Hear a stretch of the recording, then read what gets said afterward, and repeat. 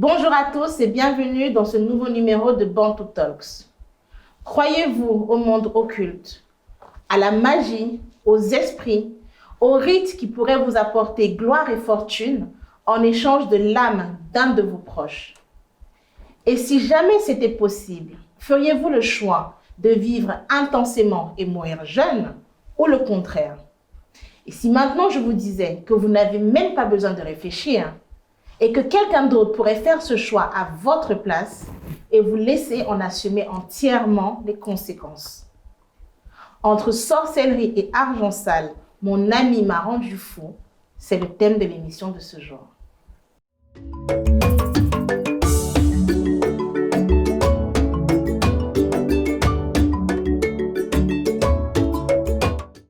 Bonjour Foudio. Bonjour madame. Toujours c'est madame. Ouais. Bon, c'est pas grave, je prends quand même. Merci d'être là. Oh, merci à vous. Je voulais d'abord avoir votre autorisation avant de vous appeler Grâce. Je me disais que J'allais te sauter il fallait se vous voyez. Non, pas du tout. Tu ne regardes pas l'émission, tu ne connais pas. Non, en fait, c'est une connaissance à moi qui m'a parlé de l'émission. Moi, je ne regarde pas. D'accord. Donc, en tout cas, on se tutoie. Tu m'appelles Grâce, il n'y a aucun souci. C'est vraiment, c'est comme à la maison.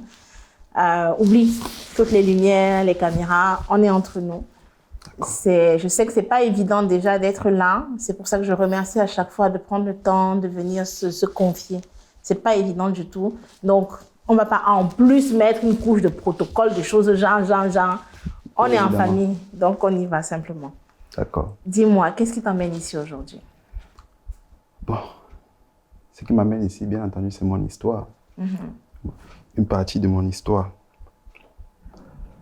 Déjà, je voulais vous dire que je suis le troisième enfant d'une fratrie de 3 enfants. Mes parents ont eu 3 enfants. Moi et mes deux frères. Bon, nous vivions ensemble jusqu'à ce que j'ai eu 4 ans. Mon papa nous a quittés. Il est mort. Papa, c'était un fonctionnaire.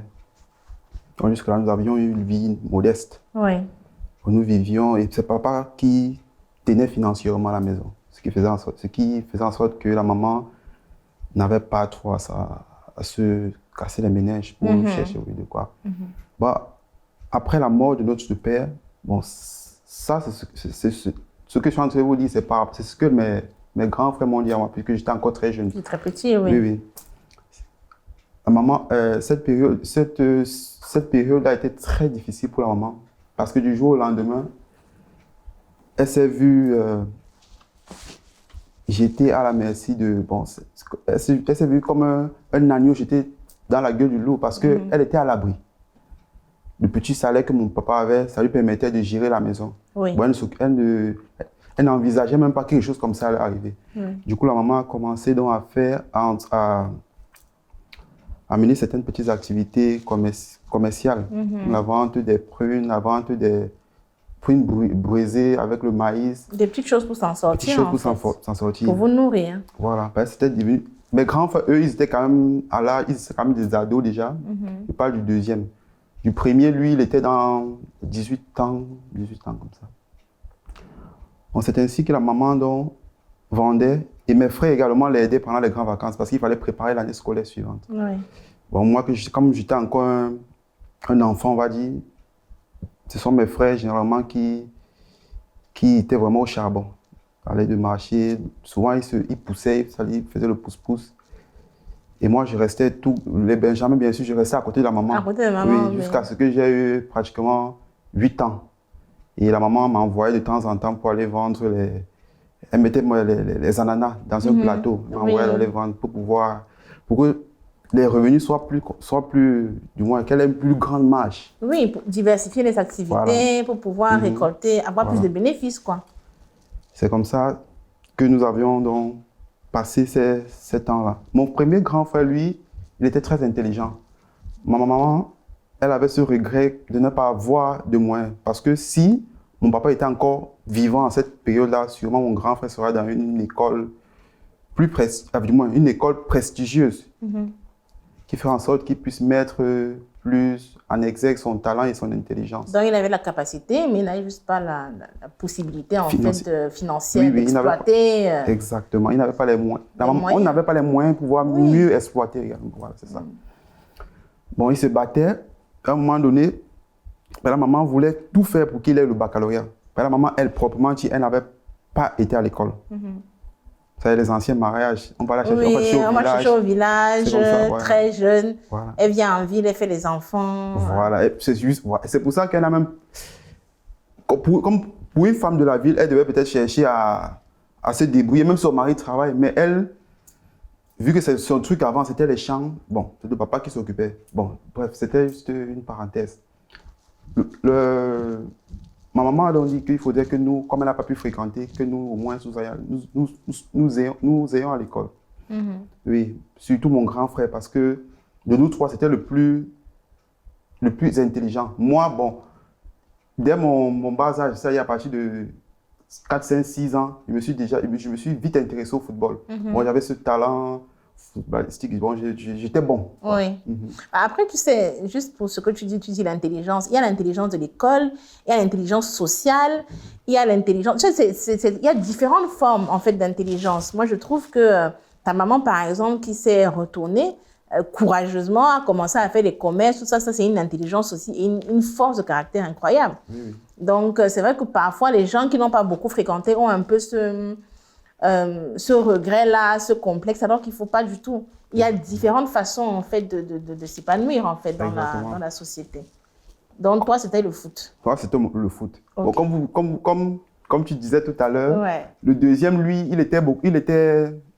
c'était quelqu'un de sociable. C'est-à-dire, il avait cette facilité d'approcher les gens. Il y a des gens comme ça, quand ils entrent dans une pièce, ils ont la faculté, tout le monde les aime même d'en arrière. Voilà. Ils causent avec tout le monde, vraiment naturellement, quoi. Oui. Bon, donc, c'était ça dans ton deuxième. Oui, c'était un débrouillard. Et lui, il n'a même pas pu finir son cursus secondaire. Parce qu'il ne voulait pas ou bien parce qu'il n'avait pas les moyens? Non, c'est quelqu'un, comme c'était un débrouillard, lui, il ne se donnait pas à l'école. D'accord. Parce que lui, il voulait l'argent. Il voulait l'argent. Donc, il voulait se chercher vite. Il voulait chercher vite, voilà. Il voulait chercher vite. Vu que quand on allait à l'école, on n'avait pas le temps vraiment de faire les boulots entre-temps. Vu que la maman, quand elle nous envoie à l'école, elle veut qu'on soit focus. Hormis peut-être les vacances pour chercher l'argent pour relancer l'année suivante. Bon, le deuxième, donc lui, il était très débrouillard, comme je disais. Le premier, lorsqu'il a eu son bac, maman a voulu qu'il ait une bourse pour pouvoir voyager. Chose qu'il a eue. Mais il fallait l'argent. L'école à l'étranger lui a octroyé la bourse, mais il fallait l'argent pour payer le billet d'avion. Non seulement le billet d'avion, mais trouver quelqu'un qui, là-bas, au moins, de temps en temps, pouvait l'encadrer un peu, même jeter un œil. Voilà. Et même, de temps en temps, donner l'argent de poche parce que c'était compliqué déjà pour maman de nous gérer nous trois. S'il fallait qu'il aille là-bas, ça devait être encore plus difficile pour elle. Déjà parce que le exchange, comment dire, le taux de change devait être encore plus... Bien sûr. Plus le CFA en euros ou le CFA en dollars, c'est vraiment difficile, ouais. Bon, cette première tentative a échoué. La maman a dit qu'elle ne peut pas. Elle veut bien, elle ne peut pas. Bon, il a donc continué, il a continué le premier cycle, Bac plus 1, c'est-à-dire niveau 1. Oui. Jusqu'au niveau 3, il a encore essayé avant d'avoir une autre bourse. À ce moment-là, la maman, elle a tout fait, elle a réussi pour qu'il puisse partir. D'accord. Bon, quand lui, il allait, moi, j'étais dans 12 ans comme ça. 12 ans comme ça. Je suis resté avec le deuxième et ma maman. Ma maman, toujours, elle continuait à se battre, à ce que nous deux, au moins, nous puissions manger. De temps en temps, on avait notre premier au téléphone, savoir comment ça se passe là-bas et tout. De son côté aussi, il se battait. Oui, en dehors des classes, il faisait tout pour avoir le boulot, en dehors pour pouvoir aussi essayer d'apaiser la maman. D'apaiser la maman, oui. Bon, moi, donc, de mon côté, vu que j'aimais le foot, je cherchais les moyens également de pouvoir percer dans ça. J'ai donc commencé à entrer dans les académies de football. J'ai fait mes classes, quoi. Ça a commencé même déjà au quartier avec un grand frère qui aimait bien encadrer les jeunes. Bon, j'ai intégré dans cela et j'ai continué à avancer dans le football tout en allant à l'école. Lui, le deuxième, lui, cherchait un moyen de pouvoir rejoindre mon grand frère, mais vu qu'il n'avait pas les moyens, pas les voies de route, bon, la route, comme on dit. Il voulait passer par la mer. Oui, il cherchait le bon réseau, oui. Les beaux ailleurs, comme on dit. Oui, oui, voilà. Bon, moi, déjà, à partir de 6 ans, il y a un jeune homme qui est arrivé dans mon quartier. Lorsqu'il est venu, on s'est directement familiarisés. C'est-à-dire, on était comme le bouchon et la bouteille. C'est-à-dire, c'est comme si vraiment on nous avait fait pour être copains. Votre sang a collé, quoi. Ça a collé. Ça a collé. Tout le temps, on était ensemble. Tout le temps, on était ensemble. Comme ses parents étaient un peu plus, du moins, avaient les moyens. Il avait ses 2 parents et ses autres frères et sœurs. Ils étaient 9 à la maison, comme ça. Il était dans une famille plus aisée. Plus aisée. Et moi, bon, j'avoue, j'enviais quand même aussi ça, parce qu'il avait par moments des jouets que moi, j'aurais voulu avoir. Et je l'enviais aussi du fait qu'il soit avec ses parents et que moi, mon père, plutôt nous avait quittés. Oui, oui. Bien sûr. Dans le temps, quand on lui offrait même, par exemple, le vélo pour les fêtes de Noël, je le regardais d'un regard envieux. Bon, je voulais aussi avoir quand même ça, parce que moi, les fêtes de Noël, que ce soit les fêtes de Noël ou le jour de mon anniversaire, ma maman, ce qu'elle nous demandait, c'était si on fait le poisson ou la viande, des choses comme ça, quoi. Oui. Parce que ce sont des choses rares. Bon, c'est pas que ça me déplaisait, vu que j'aimais bien la viande, bon, je disais viande. Mais je voulais aussi avoir le vélo, ces choses comme ça, parce que nous, quand on était gamin, on aimait bien pédaler. C'était un jeu qui était à la mode. Bon, pour les femmes, c'était le ndoshi, le piston, toutes ces choses. Mais nous, les garçons, on aimait bien pédaler. Si ce n'est pas le foot, on aimait bien pédaler. Par chance, Bobby, c'est son nom. Par chance, Bobby était quelqu'un qui partageait quand même lorsqu'il avait. C'est vrai qu'il aimait les belles choses. Depuis l'adolescence, comme quand je l'ai rencontré, il aimait les belles choses. Il aimait partager. Il me permettait de profiter en fait, voilà, oui. À travers lui. Oui, oui. De temps en temps, on partait pédaler. Quand il avait le ballon, c'est son ballon qu'on utilisait même pour jouer ensemble entre garçons.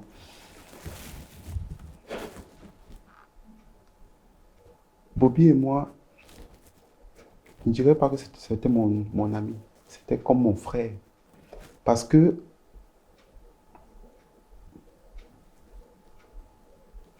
on pouvait voir Bobby voler. Ou on pouvait voir Bobby faire quelque chose de pas bien. Il vient me placer devant, il vient dire que au lieu de taper Bobby, au lieu de faire quelque chose à Bobby, faites-le à moi. Parce que si Bobby ressent quelque chose, je ressens également la même chose. Je me rappelle même lorsque ses parents, sa maman avait la main facile. C'est-à-dire lorsque Bobby faisait une bêtise, elle était toujours hâtée à le corriger. Je me rappelle une fois, Bobby était allé jouer, il était rentré très tard. Il allait jouer avec le baby-foot. Il est rentré très tard.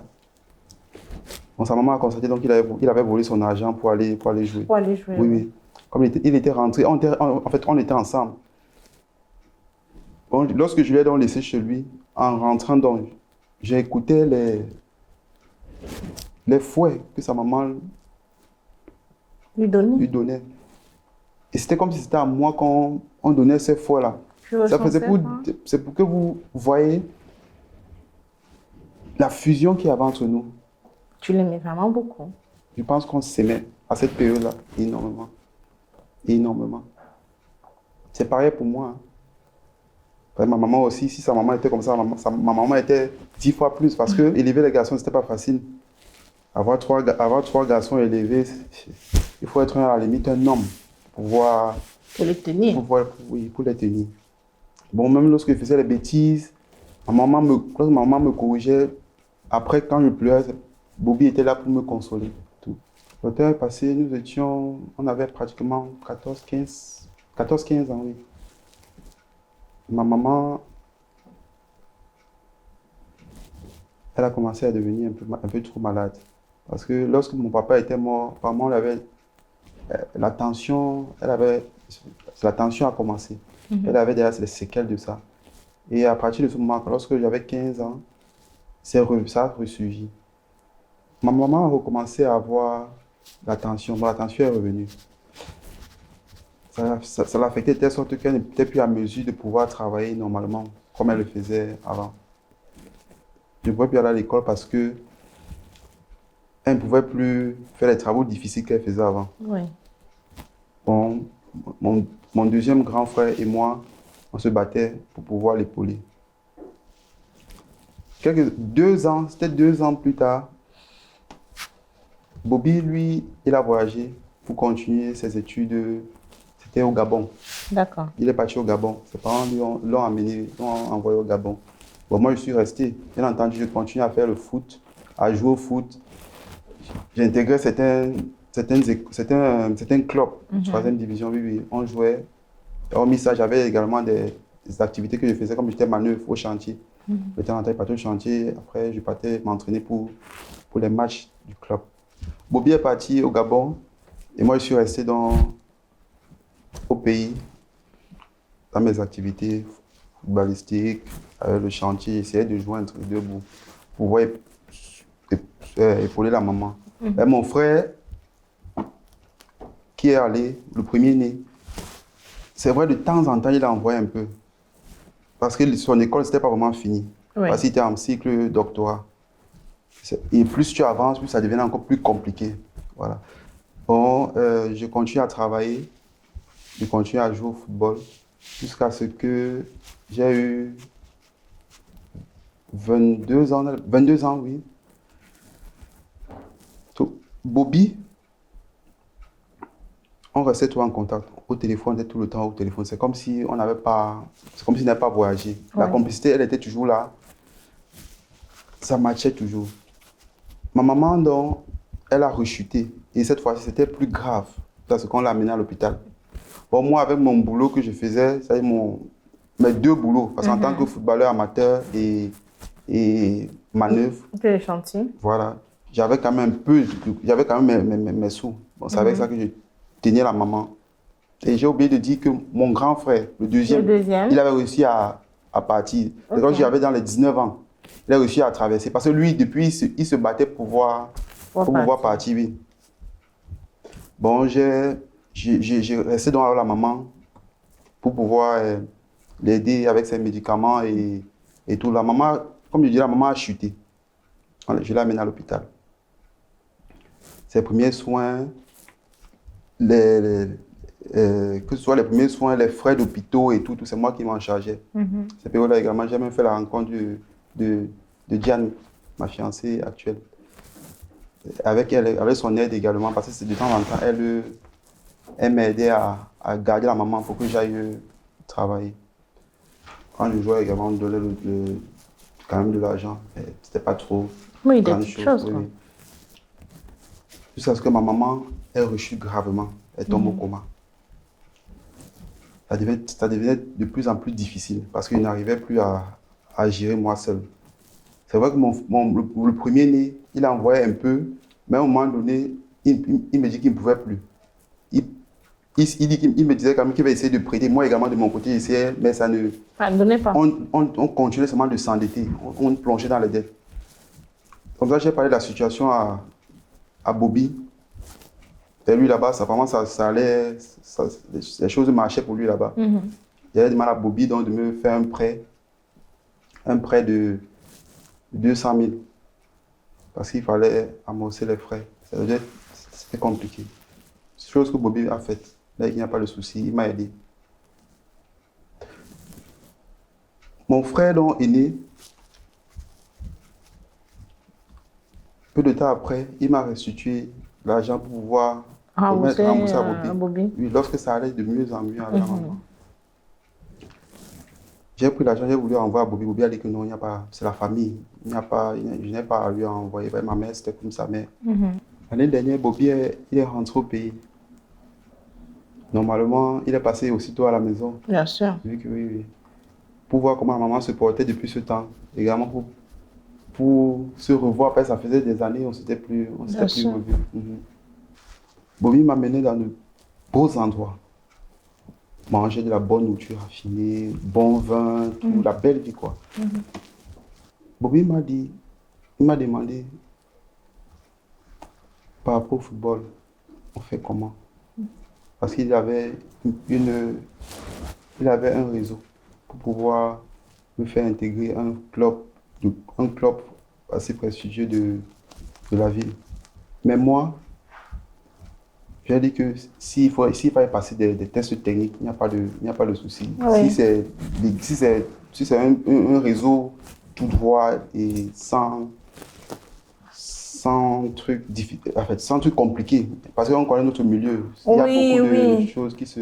Donc si c'est pour jouer au foot, tu joues au foot, quoi. Oui, c'est pour ça, oui. Il m'a fait comprendre que rien n'est gratuit. Que si je veux être au sommet comme ces grands footballeurs-là, il faudrait que je sois capable d'en payer le prix. Parce que lui-même également, pour être dans cette posture qu'il a maintenant, il a dû payer un prix. Bobby m'a donc demandé de pouvoir intégrer ce club-là. Il a dit que la condition pour que ma vie, que j'ai toujours eue, c'est-à-dire cette vie de pauvreté, de galère, cette vie de misérable, pour que je passe à un autre statut, qu'il faut que je donne ma mère. Que tu donnes ta mère dans la sorcellerie. Oui, oui. Dans le cercle qu'il a introduit. Donc, je donne ma mère.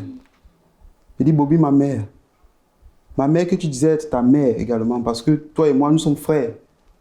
Certes, elle est malade, mais est-ce que tu es capable de vivre avec ça? En fait, pour moi, Bobby était une autre personne à ce moment-là. Je ne peux pas croire que ce que Bobby me propose vienne vraiment de lui. Je comprends. Je te laisse un moment pour souffler, pour reprendre tes esprits. On revient juste après ça.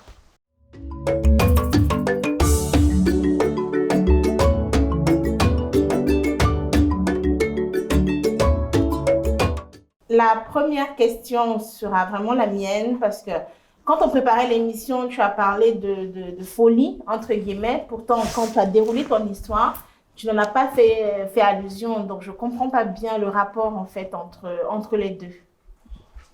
Bien évidemment.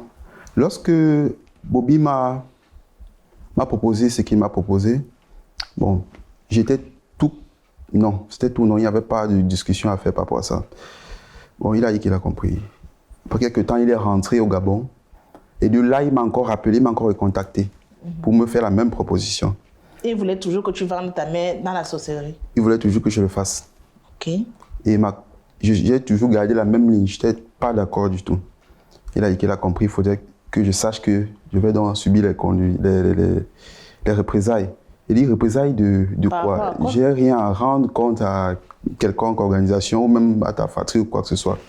C'est lorsqu'il m'a parlé de ça que j'ai même compris que lui me disait les choses louches là-bas. Toi aussi. En même temps, s'il te dit de vendre ta mère, c'est que forcément il est dedans. Oui, c'est ça que je dis. Ça, à l'instant là que j'ai compris. Avant, je ne pouvais pas m'imaginer. Parce que lorsqu'il m'envoie l'argent, je savais que bon, il a un travail là-bas, quelque chose de sain. Lorsqu'il m'a rappelé, comme j'étais tout non, là, il dit ok, il faudrait que je sache que là, ce que j'ai eu ce qu'il a eu à m'envoyer et tout ce que j'ai eu à manger ou à boire et à enjoy avec lui, c'était en fait l'argent sale qu'il faudrait que je rembourse. Et tu rembourses quoi puisque tu n'as rien demandé? Il m'a dit ceci. L'argent sale, si tu l'as pris de plein gré, si tu l'as mangé de plein gré, il faut que en fait tu en payes le prix. Donc, même si tu as mangé sans savoir. Oui. Parce qu'il m'a dit qu'il y a des gens qui vendent. C'est-à-dire, il vend son frère, il vend sa mère. En fait, ces choses-là, moi, quand il m'a dit ça, c'était pas waouh. Parce que moi, dans les films, on voit ça. Oui, oui. Hollywood nous a vaccinés. Voilà. Bon, quand il m'a dit ça, ça m'a pas fait. Le seul chose qui m'a fait un choc, c'est que mon frère est balancé dans cette vie-là. Bon, ça veut dire alors qu'il voulait te vendre, mais il n'a pas eu le cœur. Pas qu'il voulait me vendre, il voulait m'insérer en fait dans ça. D'accord. Et vu que, bon, lui se disait que je vais y aller parce qu'il sait à quel point j'étais assoiffé de succès, d'évolution dans mon football. Il savait que il me fallait un coup de pouce et que s'il y avait peut-être une opportunité, il devait la saisir. Il m'a donc proposé ça, j'étais contre.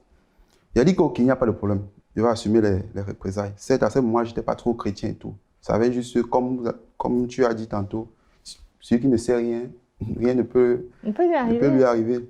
Et donc, continuer ma petite vie de mon côté. Un jour, j'étais au chantier avec les collègues.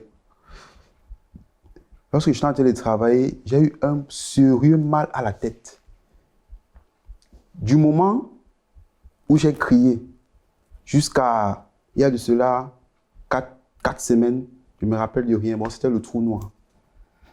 C'est lorsque je suis revenu à moi, qu'on m'a dit que j'ai passé près de 6 semaines de folie. Mes collègues me racontent que ce jour-là, où j'ai eu ce choc à la tête, j'ai commencé à dire des choses anormales, prononcer des mots bizarres, en fait, qui n'avaient pas de sens. Quoi, voilà, ouais. qui n'avaient pas de sens. J'ai même fui du chantier. Ils ont essayé de me rattraper, mais j'étais à partir. C'est 3 semaines après qu'on m'a retrouvé vers Souza. Oui, il y avait une connaissance du quartier, en fait, il m'a vu, il m'a reconnu. Il a donc appelé à la maison, il a appelé ma maman pour dire que voici donc, parce que depuis on me cherchait. Donc pendant 3 semaines, tu marchais partout, comme on voit des fous marcher partout. On te cherchait, on ne savait pas. On me cherchait. Mais ta mère a dû devenir, je ne sais pas. C'est lorsque je suis revenu à moi qu'on me racontait même des choses. C'est là que tu comprends, telle voici, en fait, je l'avais aperçu, mais je ne pensais pas que c'était lui parce que quand tu es fou, tu as une autre. En fait, quelqu'un peut te voir sans savoir même que c'est toi parce que tu as déjà une autre apparence. Voilà. Tu es plus sale, moins entretenu. En fait, c'est normal. Et les voisins me disaient qu'on t'a vu, à moins c'est le camion, devait te cogner parce que en traversant la route, tout ça. Et tu n'as aucun souvenir de ça? Aucun souvenir. Aucun souvenir. Même lorsque ma maman m'a amené chez les pasteurs, parce qu'on m'a amené chez le pasteur pour essayer de me délivrer. Parce que tout de suite, ma maman a su que c'était quelque chose. Attends, juste, ne saute pas les étapes parce que faut que je comprenne bien. Donc, tu perds la tête, pour dire les choses simplement. Tu es. Quelqu'un te voit quelque part. On appelle chez ta maman pour dire que, j'ai vu Fodio là-bas. Oui. Donc, du coup, ta maman va te chercher, te ramène à la maison. C'est là que tu commences à te souvenir ou toujours pas? Ma maman me ramène à la maison, je suis toujours fou. D'accord. Lorsqu'elle me prend de Souza pour me ramener à la maison, je suis toujours dans les vibes. Ok. Elle essaie donc de me ramener. Elle m'amène chez les pasteurs. Elle m'amène moi chez 4 pasteurs. Elle me dit que j'étais. Plus on m'amenait chez les pasteurs, plus elle me dit que je faisais des choses, genre je criais, ils sont là, bon. Que je voyais des gens en fait. Je voyais des gens, mais qu'elle-même n'arrive pas à comprendre. Elle dit que voilà, il veut m'attraper maman, Ça, c'est ce qu'elle me dit. Comment les gens du quartier vont me voir à présent? Comment ils vont me voir? Et donc, ma maman rencontre. On lui a présenté un pasteur. Pasteur René. C'est lui donc qui a réussi à me suivre c'est lui qui me suit même jusqu'à présent. Je comprends. On va continuer avec une autre question, donc celle de Michel du Togo qui te demande: as-tu finalement accepté de vendre ta personne? Comme je vous ai dit depuis ce jour-là, Bobby ne m'a plus fait signe. Ma maman même, moi je voulais aller voir sa maman pour lui raconter. Parce que quand je suis revenu à moi, j'ai raconté ça à maman. Tout ce que Bobby m'a proposé, c'est-à-dire de la vendre à la sorcellerie. Je lui ai expliqué tout, je lui ai raconté tout. Parce que je savais que ce qui m'est arrivé, ça a forcément une trace à sa proposition. Forcément. Lorsqu'il m'a dit que j'espère que tu seras prêt à assumer les représailles, j'ai compris que tout ce qui m'est arrivé pendant ce temps, c'était par rapport à lui. Par rapport à ça. Une autre question donc de Yvan du Cameroun qui te demande: aujourd'hui, comment te portes-tu? Je suis plus le même. Le Fodio qui était, il y a cela 8 semaines à 3 mois, je suis plus le même. Je suis plus le même. Qu'est-ce qui est différent? Déjà, J'aime jouer au foot. Ma passion, c'était le foot. Et vu que j'ai perdu ce talent, bon, peut-être ce talent est toujours en feu en moi. Il faut peut-être un travail pour encore le retrouver, mais j'ai plus ça. C'est plus la même chose. C'est plus la même chose. Même ceux avec mes coéquipiers avec qui je joue, ils disent que y a quelque chose, j'ai changé. C'est plus ça. Et mes absences à répétition, ça fait en sorte qu'une autre personnalité de moi est sortie. Et même ma copine Diane, en fait, si elle est avec moi, c'est parce qu'elle m'aime énormément. Parce qu'il y a par moments, même on est ensemble comme ça, il fait des crises peut-être de quelques minutes. Après, je reviens à moi. Bon, j'espère qu'elle va me supporter durant tout le reste de sa vie. J'espère. Mais ça a changé. Cette phase de ma vie m'a changé à tout jamais. D'accord. On terminera avec ma question, la fameuse question fétiche maintenant qui est devenue un peu la signature. Que souhaites-tu qu'on retienne de ton histoire? Pourquoi tu as tenu à témoigner aujourd'hui chez Bantouf? Ma connaissance m'a fait part de l'émission, comment ça se passe et tout. Il a dit que, bon, je viens raconter mon petit vécu. Je n'ai pas de leçons à donner aux gens. Mais ce que je souhaite, c'est que les gens m'écoutent, qu'ils écoutent mon histoire, et que chacun en tire ses conclusions. Quelle conclusion, toi, tu as tirée? La première conclusion, c'est que ma maman, c'est ma maman. Ma maman, c'est... La maman, on n'a pas deux mères. C'est-à-dire, votre mère, c'est comme une partie de vous, tout comme l'esprit, l'âme et le corps font un. C'est-à-dire, la maman fait partie de moi. C'est-à-dire, je ne peux rien. Si je suis là, c'est par rapport à ma maman. Et tout ce qui s'est passé, la seule chose que je retiens, c'est ma maman. Je ne veux pas retenir ce que Bobby a fait parce que l'homme est fait pour décevoir. L'homme est fait pour décevoir. Mais si je peux ajouter quelque chose à ça, c'est que méfiez-vous des gens. Si quelqu'un t'aime aujourd'hui, il peut te faire du mal, inconsciemment, consciemment. Il faut être très méfiant. Très méfiant. Toujours écouter les parents et se rapprocher. Parce que je me dis, peut-être si j'avais raconté ces choses avant que, lorsque c'est arrivé à ma maman, elle aurait dû trouver une solution, aller voir un pasteur plus tôt, pouvoir me couvrir. Toujours se confier aux personnes importantes, c'est-à-dire vos parents et vos frères. Je te remercie infiniment pour ton témoignage. Merci d'avoir été parmi nous. Je vous dis à très vite pour un nouvel épisode de Bantu Talks. N'oubliez pas, la santé mentale n'est vraiment pas qu'un concept. Prenez grand soin de vous. À très vite. Si vous aussi, vous avez vécu une histoire hors du commun, susceptible d'édifier le plus grand nombre, venez partager votre histoire sur notre plateau.